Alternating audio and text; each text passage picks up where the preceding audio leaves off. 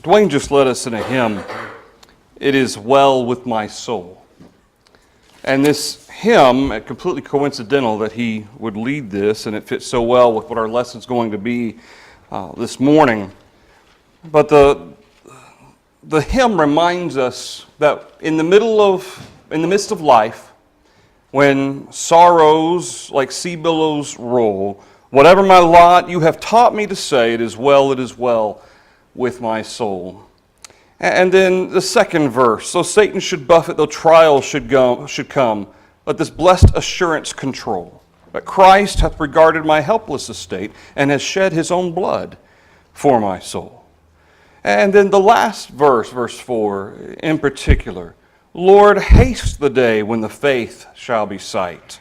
The clouds be rolled back as a scroll. The trump shall resound, and the Lord shall descend. Even so, it is well with my soul.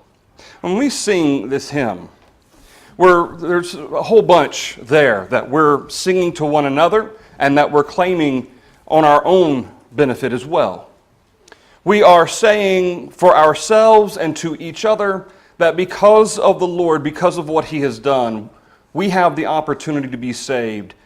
And that when that day comes, when Christ does come back, it is going to be well with my soul. That moment will be a great moment because I will be in a state, I will be prepared to be redeemed, and I will have a home in heaven forever. In the passage that Neil read in 1 Corinthians chapter 10, Paul, in the midst of his writing to the Corinthians, he is going to remind them of so many different elements between 1 Corinthians chapter 12, chapter 13 about love, chapter 12, chapter 14, in the midst of all that, the love is the spiritual gifts. And he wants these brethren to be equipped, to be prepared, to know what's coming, so that they can guard against temptation.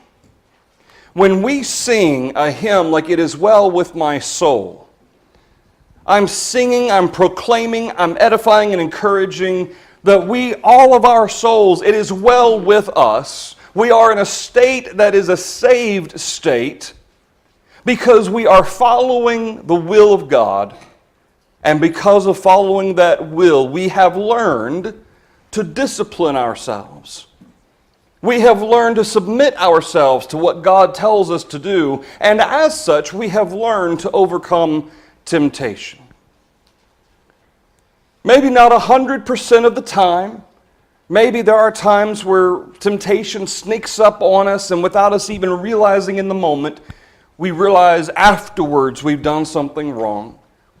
But we always seek to make it right, and we always seek to be better than what we are.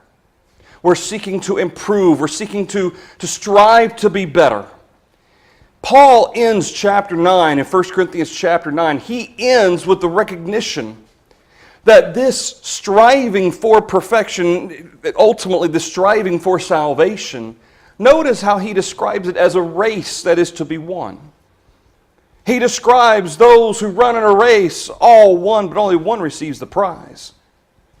He mentions the fact that we must discipline ourselves. As Paul says, I discipline my body. I bring it into subjection lest after I've preached to others, I myself would be disqualified. Paul is providing the means by which he can say that it is well with his soul. He was running the race as if there's only one prize. He had trained himself not to fight and beat the air, but to be accurate, to know what it is that he's doing. He had disciplined his body. So when he comes into 1 Corinthians chapter 10 and starting at verse 1, he wants the Corinthians to know that there is a lot that we need to learn from the mistakes of the past. Notice the comparison. Notice the contrast from 1 Corinthians chapter 9 and around verse 24 through 27 compared to Israel. Paul, on the one hand, describes his state, his disciplining himself, his striving to be better than what he is, And notice verse 1 of chapter 10 that Neil read. Moreover, brethren, I do not want you to be unaware that all of our fathers were under the cloud, all passed through the sea. All were baptized into Moses in the cloud and in the sea. They may not have realized it when they were doing it, but as the cloud was guiding them, remember the pillar of fire at night and the cloud by day, that God guided them through the wilderness. But as they were passing over through the sea, Moses separated the sea through the power of God. And the cloud, they were encompassed in water. And to that end, they were baptized, they were committed, they were given over to the direction of Moses, is what Paul's describing. He says, verse 5, this is what they were given to. And they were given direction, they all ate the same spiritual food, they all drank the same spiritual drink. They were all given the direction of the old law. They were all given what God wanted of them to be faithful, just like He's given to us. Verse 5, but with most of them God was not well pleased. For their bodies were scattered in the wilderness, and these things became our examples to the intent that we should not lust after evil things as they also lusted. That does not go along with striving in this race as if there's only one prize to win. To discipline my body, to bring it into subjection to the will of God. Notice the example. Israel isn't that much different than we are. They were given direction from God, but they did not discipline themselves. They gave themselves over to lust. Verse 7, do not become idolaters as some of them were, or commit sexual immorality, verse 8, or tempt Christ, verse 9, or complain, verse 10. Verse 11, these things happened to them as examples. And they were written for our admonition, upon whom the ends of the ages have come.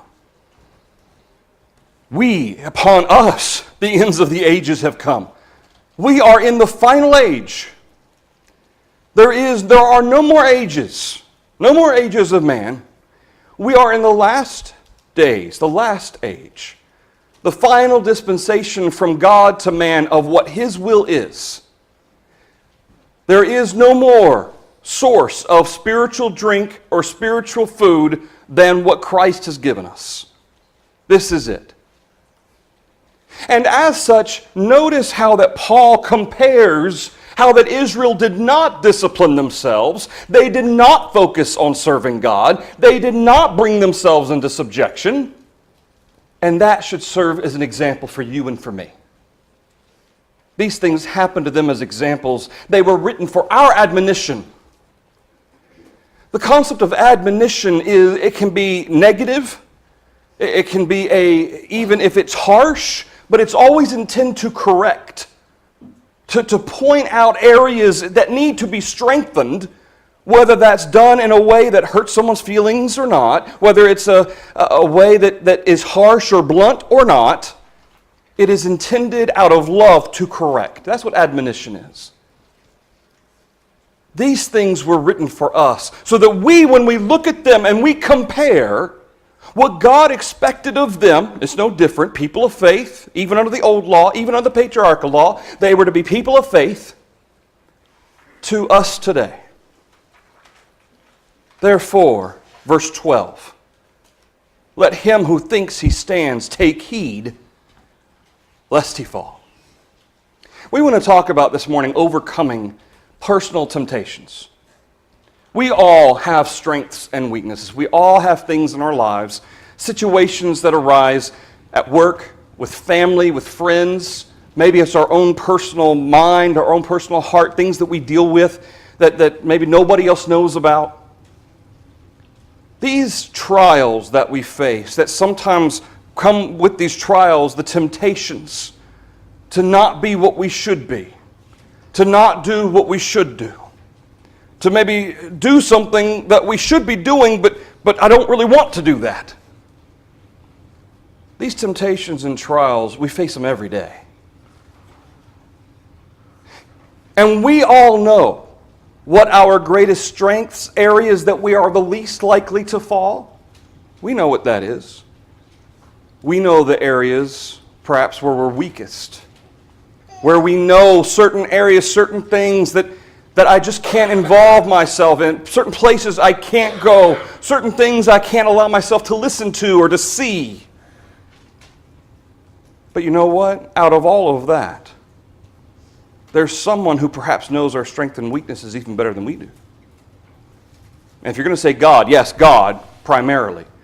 But guess who else knows our strengths and weaknesses better than we do? Satan does.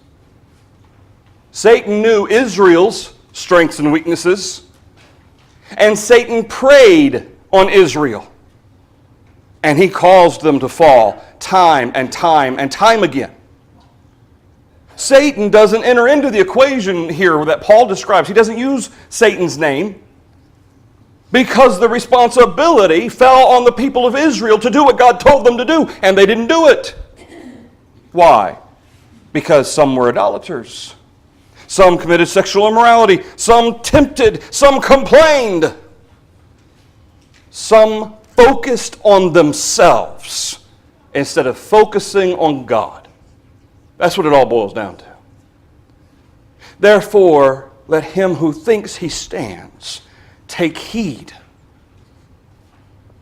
Even in the areas where we think we are the strongest, be careful. Areas that we think we would never fall to that kind of temptation, we would never sin like this or like that, be careful. Because what we think are strengths that no longer need to be thought about, no longer need to be addressed, no longer need to be shored up, sometimes those strengths can quickly become weaknesses if we don't pay attention any longer. Israel was given the law. They had Moses. They had God guiding them in the wilderness. God gave them food. He blessed them over and over again. And over again they turned away.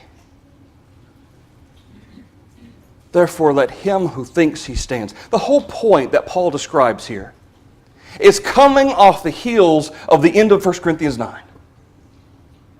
Disciplining ourselves, bringing our bodies into subjection of what God wants us to do.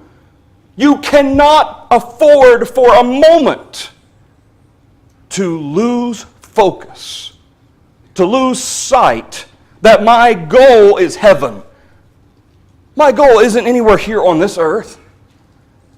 The end result, the end zone for me has nothing to do here on earth. It has everything to do with heaven.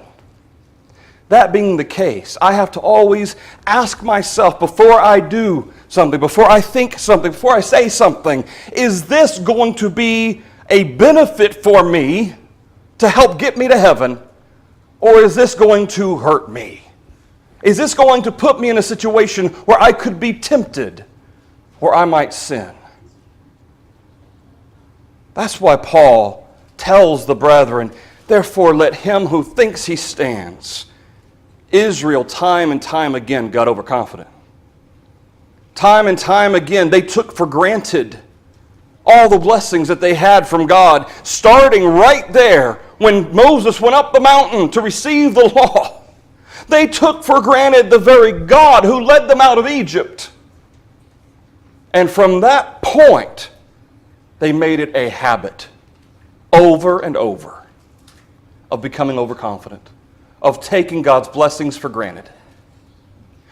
Especially in our nation, the wealth, the relative wealth that we have, the luxuries that we have, far and beyond just the necessities of survival. Survival doesn't even necessarily enter into our minds in our nation, in our present day, because really what we're more focused on are the extra things. We've got the survival element taken care of. It's all this extra fun stuff that we like, the luxuries that we enjoy. Luxuries are fine. They're wonderful. They're blessings from God. But do not allow yourself to become blinded by what is happening around you. The fact that even though these luxuries are here to enjoy, Satan is lurking in the shadows.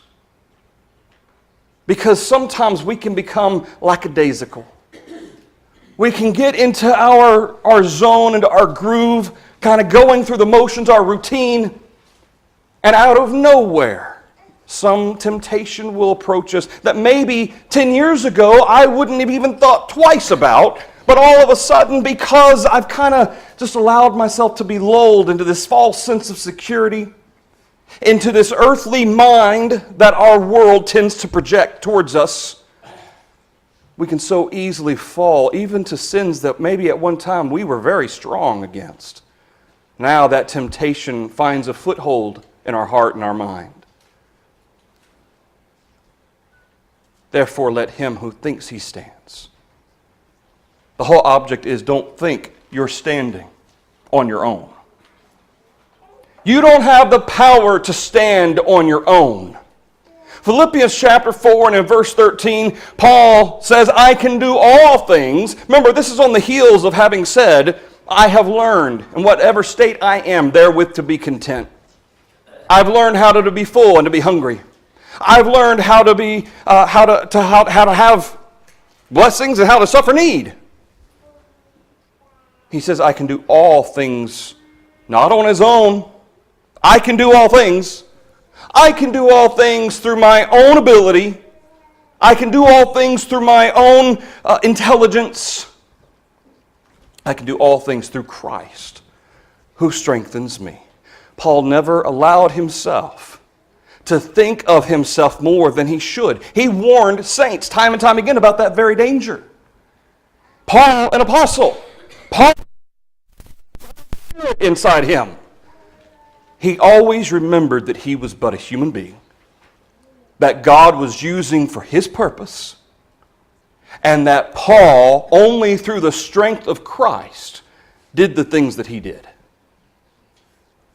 In Hebrews chapter 12 and in verse 14, the Hebrew writer says, pursue peace with all people and holiness, without which no one will see the Lord, looking carefully lest anyone fall short of the grace of God, lest any root of bitterness springing up cause trouble, and by this many become defiled. The Hebrew writer says, looking carefully, lest anyone fall short of the grace of God. Over and over again in the New Testament, the apostles and the writers of the New Testament warn us. They tell us to be watchful, to be careful, to be circumspect, to be aware of yourself, because you never know where sin is waiting. But then Paul goes on to say in verse 13 of 1 Corinthians chapter 10, no temptation has overtaken you except such as is common to man. There is nothing new. Doug and I were just actually talking about, in between class and worship, the fact that, the years go by, generation comes, generation goes, technology increases. The things we can do today would be unthinkable 1,000 years ago, even 100 years ago for that matter. But people are always people. You take away the technology, you take away the luxuries, we are no different than people 1,000 years ago. We're still the same.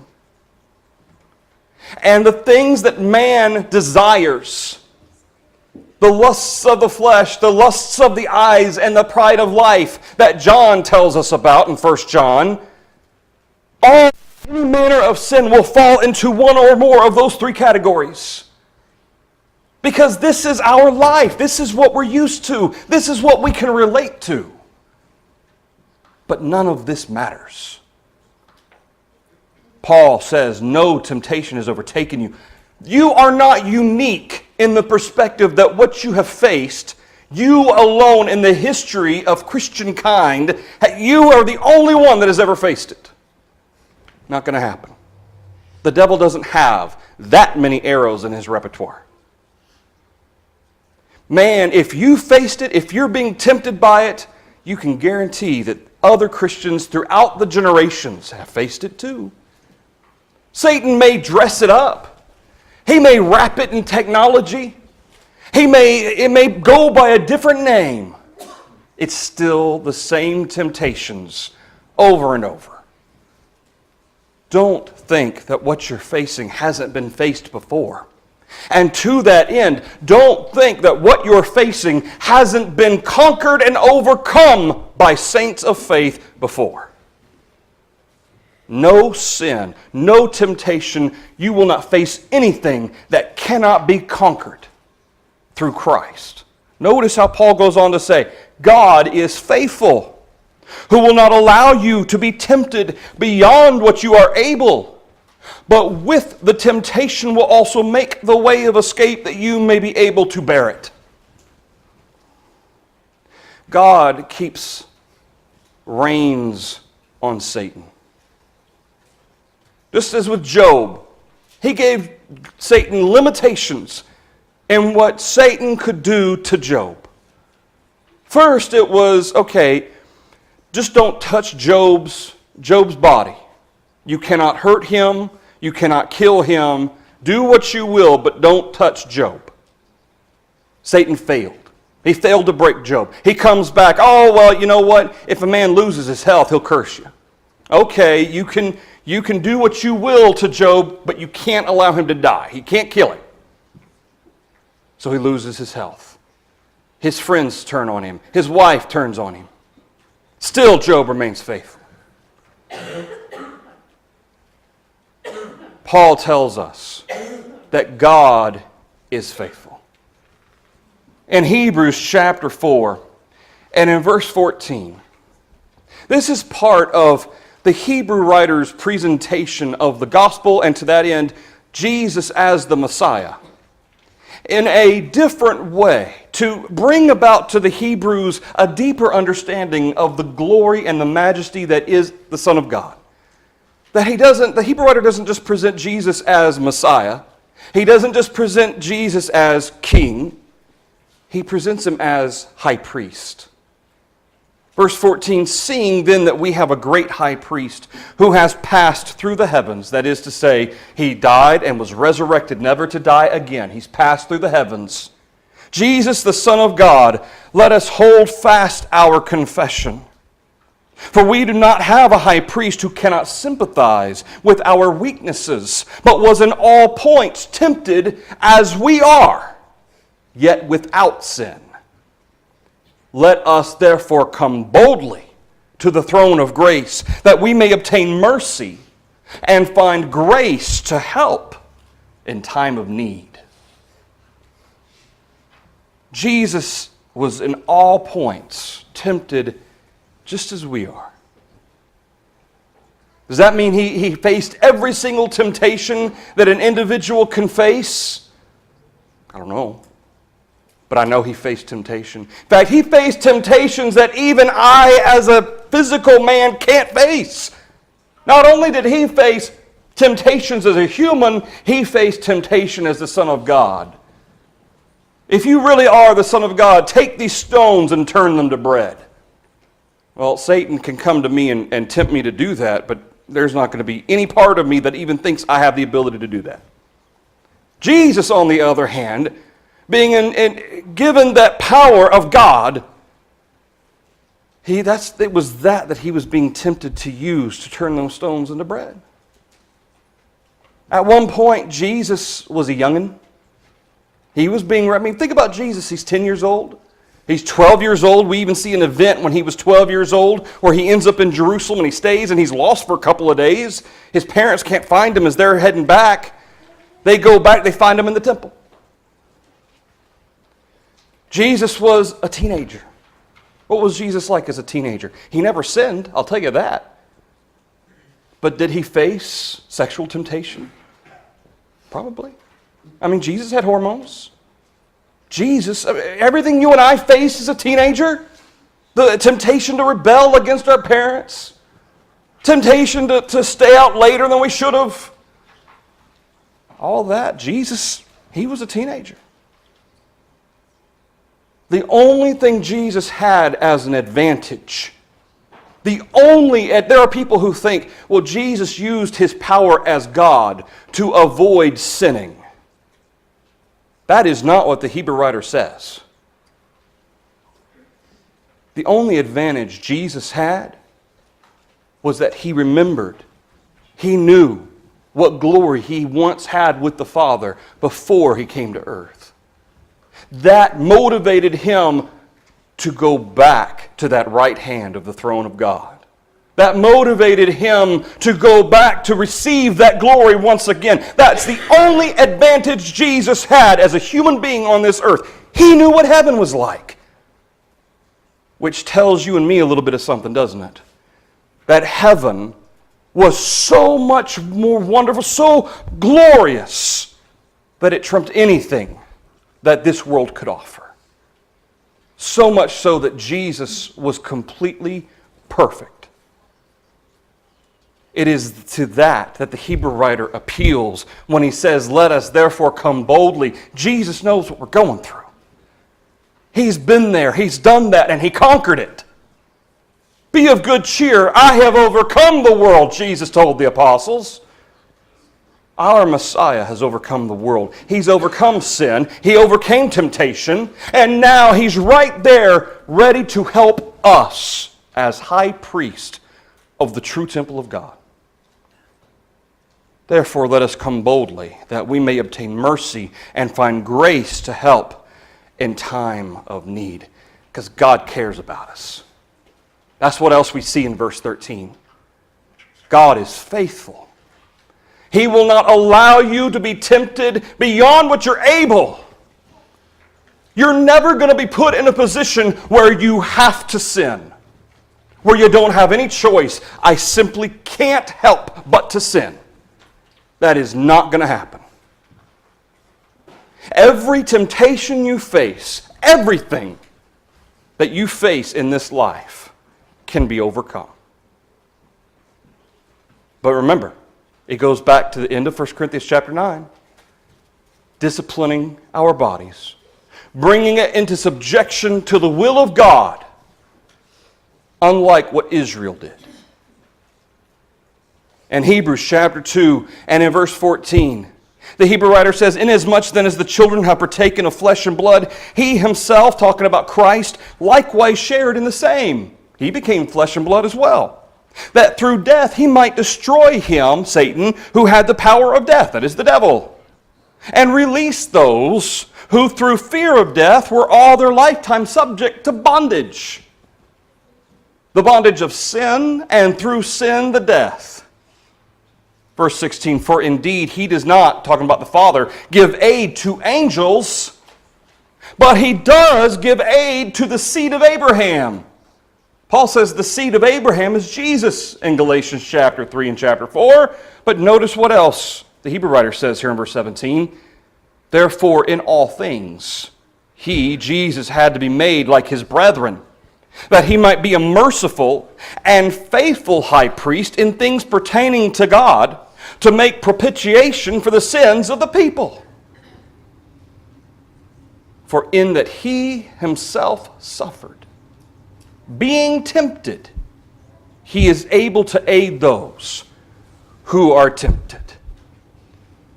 Because we are a part of Christ Jesus, we become part of the seed of Abraham. And as such, he does not give aid to angels, he does give aid to the seed of Abraham. Who's that? Jesus and all of those who are heirs with Christ. Therefore, the Father has appointed the means of that help through his Son as high priest. Just as Christ, he suffered, he was tempted, he's able to help us. 2 Peter chapter 2 and in verse 4, "If God did not spare the angels who sinned, but cast them down to hell and delivered them into chains of darkness to be reserved for judgment," verse 9, "then the Lord knows how to deliver the godly out of temptations and to reserve the unjust under punishment for the day of judgment, and especially those who walk according to the flesh, in the lust of uncleanness, and despise authority. They are presumptuous and self-willed. They are not afraid to speak evil of dignitaries." Notice the characteristics Peter describes of these individuals that are reserved under punishment, notice how similar those characteristics parallel the characteristics that Paul brings out in 1 Corinthians 10 about Israel. Uncleanness, despising authority. It's no different. Presumptuous, self-willed. I guarantee you at some point in time, every one of us in this room has been exactly this. At some point, every one of us has been presumptuous and self-willed, unclean, and we've despised authority. At some point. But now we have been washed. We have been cleaned. We have been sanctified. We have been purified. The Lord knows how to deliver the godly out of temptation. In James chapter 1, this will be the final passage for us this morning. In James chapter 1, starting in verse 2, James says, "My brethren, count it all joy when you fall into various trials, knowing that the testing of your faith produces patience. But let patience have its perfect work, that you may be perfect and complete, lacking nothing." Remember what we talked about at the beginning of the lesson? We all face trials and temptations. There's a reason we use that phrase like that. Trials themselves aren't necessarily temptations. Trials are tests. The temptation comes when the opportunity to fail that test is so appealing. And that's really what it is. Because trials of this life, it's easier to fail those trials. To do what I want to do. Things that make me feel good. Things that make me happy. As opposed to enduring that test and remaining faithful to God, even though I may suffer in the interim.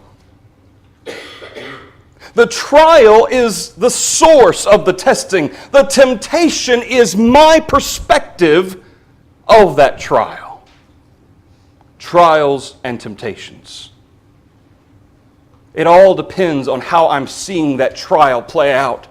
If I see it as a burden, if I see it as unfair, if I see it as producing unhappiness in me. That's why James says, count it all joy. Count it all joy. You think it's happy to be put through trial? Not necessarily, no. But remember, we've talked before about the difference between happiness and joy. Happiness is an emotion. It comes, it goes, sometimes for reasons, sometimes for no reason whatsoever. Joy is the state of recognizing that I have been blessed by God. So even in the midst of testing, maybe I am suffering hunger, as Paul did, Philippians 4. Maybe I'm suffering need, as Paul did in Philippians chapter 4. I have learned in whatever state I am therewith to be content. Contentment and joy go hand in hand together. Joy says, even when I see things that I'm lacking, I know He's still with me and He's still blessing me. Contentment says, I'm okay with that.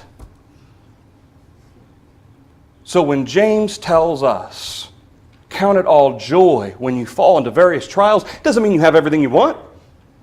It doesn't necessarily mean you have everything you need in this life. But God is always with you, and you have everything you need that pertains to life and godliness. Verse 12. This is why James says what he says in verse 12. He talks about the trials. He talks about the patience that comes from it. He talks about the joy it should be bringing about. But what also comes with testing? What also comes with trial, James? Blessed is the man who endures temptation. Not trial, temptation. Because Satan is going to be pulling at you so hard, trying to get you to do things you know you shouldn't do in the midst of, well, God's being unfair. That thought being thrown in your head. The world constantly bombarding us with, oh, look at all the fun I had this past weekend, but you went to church and you did your godly stuff. Blessed is the man who endures temptation. In the midst of the trials, here comes the temptation. For when he has been approved, he will receive the crown of life, which the Lord has promised to those who love him. When we endure the trials, when we overcome the trials, and we have been faithful in those trials, the crown of life is promised to us. Verse 13, let no one say when he is tempted, here's the trials, here's the tests, here comes the temptations, I'm tempted by God. God's tempting me. He's trying to get me to fall. He's trying to get me to give up. God cannot be tempted by evil, nor does He Himself tempt anyone. Each one is tempted, James says in verse 14, when he is drawn away by his own desires and enticed. The presentation of that may come from Satan. But it's because of my own desires that temptation has any teeth. That's what it boils. Notice Satan isn't mentioned here. Verse 12, 13, 14, 15. We can't claim, it's Satan's fault that I fell. It's Satan's fault that I sinned. No. The responsibility is on me. That's why James focuses on you and me. When he says, each one is tempted when he's drawn away by his own desires and enticed. If it's not a part of your heart and mind, if it's not something in you that you desire, Satan wouldn't be able to entice you. Then, when desire has conceived, that desire then is brought into action. That action is sin. Gives birth to sin. Sin, when it is full grown, sin that is forgiven, sin that is turned away from, sin that is repented, it doesn't bring forth death. But there is sin that brings forth death.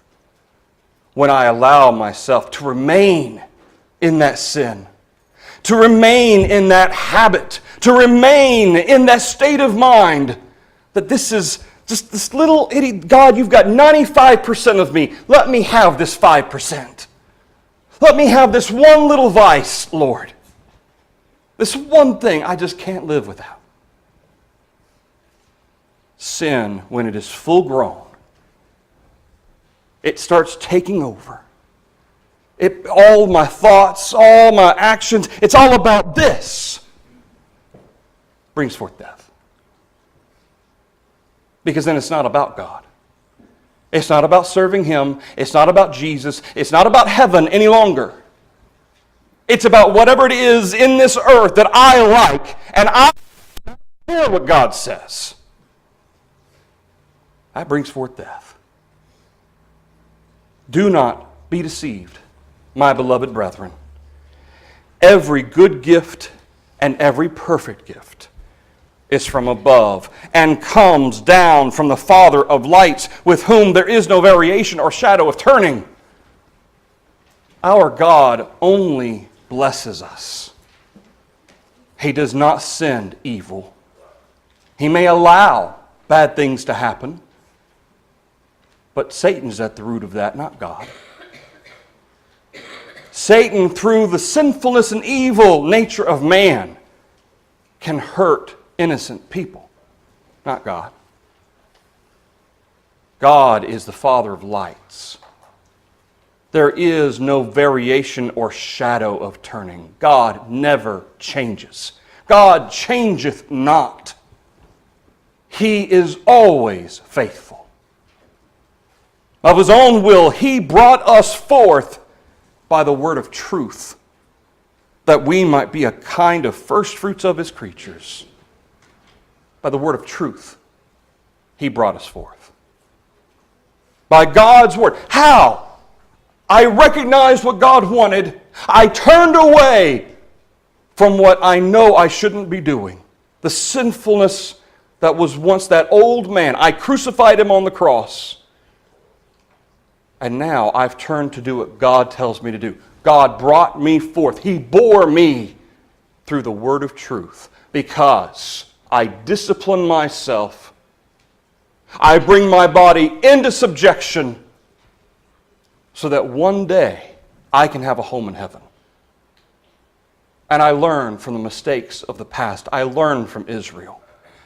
And I make sure that I train myself to know what my strengths and weaknesses are. I train myself that when I begin to be tempted, I go to God in prayer. I open up His Word. I read about Jesus' crucifixion. I read other passages that take my focus off of whatever it is that's tempting me and recenters it on God. You know, it's easier to say, just distract yourself. When you're being tempted, just distract yourself. That's easy to say. It's not always easy to do. But God has equipped us with everything we need to overcome sin, to avoid temptation. The simple question is, am I willing to do it? Am I willing to be baptized, to have my sins washed away? Am I willing to, if I become a Christian, to change my life if I am serving things I know I shouldn't be doing? God is faithful. He will never put you in a position where you can't be saved. Not going to happen. It's all on you and it's on me. Can't blame Satan. Can't blame my parents. Can't blame my preacher. Can't blame my elders. Can't blame anybody. It's on me. Am I willing to do what God tells me? The invitation is extended. If you're subject, please come forward as we stand and sing.